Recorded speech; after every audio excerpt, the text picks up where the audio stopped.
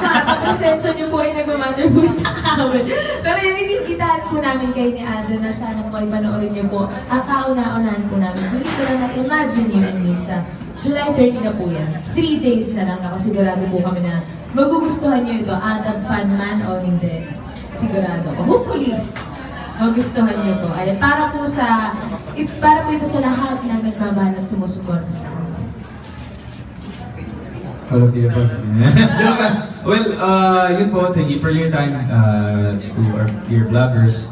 And yun po, on July 13, showing na po yung Imagine You and Me. And sana nandito si Ayan. Nandito siya, nandito siya. He was really excited for this film. Yes, sobra. So, yun, Ayan, wherever you are, I'm sure he's gonna be there.